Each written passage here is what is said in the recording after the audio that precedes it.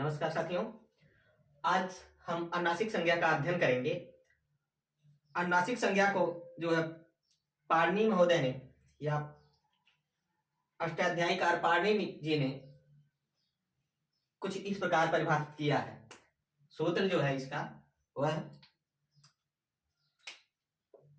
सूत्र जो दिया गया है, मुख नासिका क्या है? मुख नासिका वचनों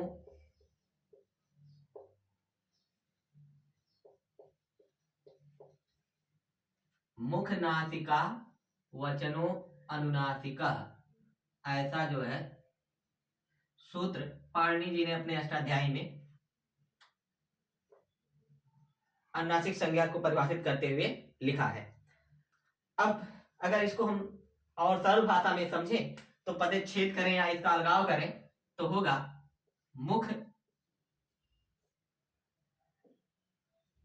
नासिका मुख नासिका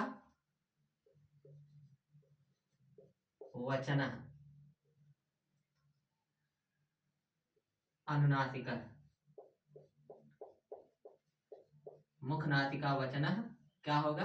अनुनासिका। इसको साधारण भाषा में अगर हम समझे तो यही कहेंगे कि मुख सहित नासिका से मुख नासिका वचन अनुनासिक, यानी मुख और नासिका से उच्चरित जो वर्ण है वो अनुनासिक उन वर्णों की संज्ञा होती है। अगर हम इसको अर्थ इसका लिखें, ठीक, अगर हम इसका अर्थ लिखें तो कुछ इस प्रकार होगा कि मुख सहित नासिका से नासिका मतलब समझ रहे हैं ना, नाक से भी, ठीक, नासिका यानी नाक से भी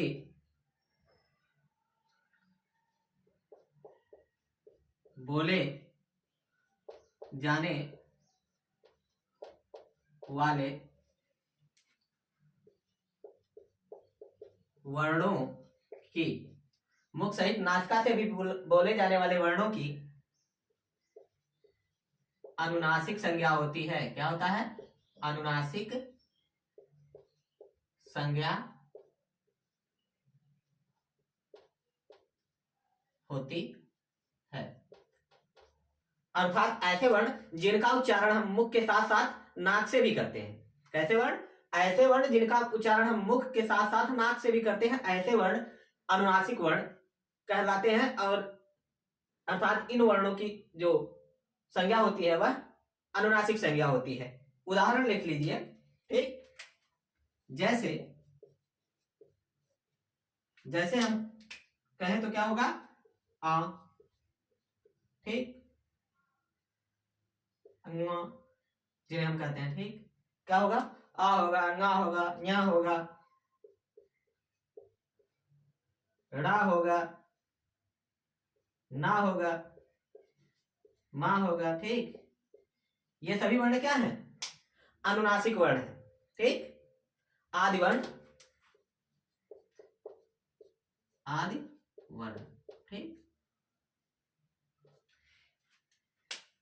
और जिन वर्णों की एक नोट लिख लीजिएगा, ठीक, नहीं तो कंफ्यूज हो जाएंगे आप सब तो समझने में, कि कहेंगे जिनको मुख सहित नासिका से बोला जाता है तो उनकी अनुनासिक संज्ञा होती है, और जिनको मुख और नासिका के साथ उच्चरित नहीं किया जाता उनकी क्या संज्ञा होगी? तो उनकी संज्ञा निरनुनासिक उन्हें कहा जाता है, ठीक। देखिए,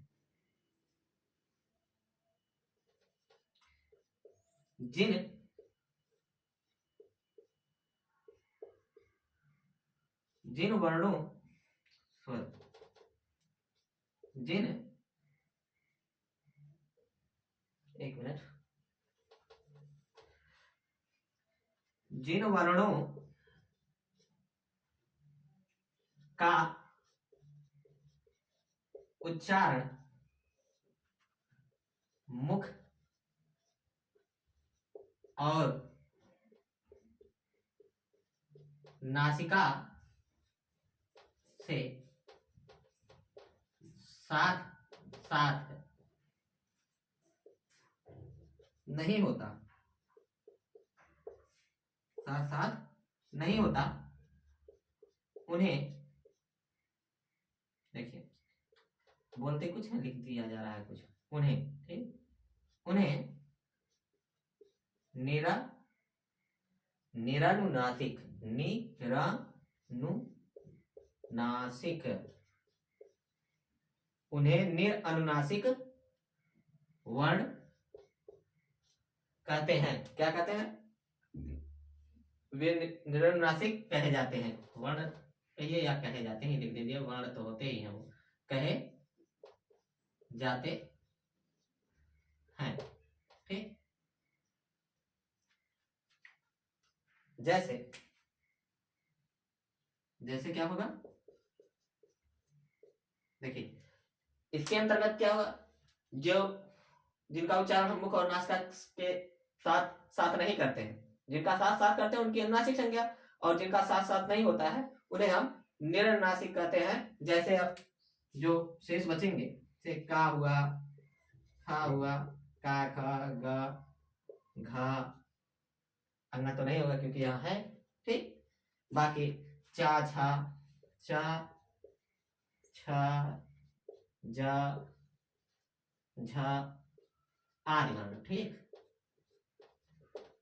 आदि वर्ण से समझ जा रहे हैं आप सब कि जो अंतिम वर्ण होता है, क्योंकि हमने कहा पढ़ा था कि जो अंतिम वर्ण होते हैं वो वर्गों के, वो अनुनासिक वर्ण होते हैं, अर्थात उनकी अनुनासिक संज्ञा होती है प्रत्याहार पढ़ते हुए और स्वर पढ़ाते हुए, स्वर व्यंजन का अध्ययन करते हुए हमने ये सब बातें पढ़ी थी, ठीक। आप इसको नोट कर लीजिए, आगे हम आपको फिर सवर्ण संज्ञा बताते हैं, ठीक।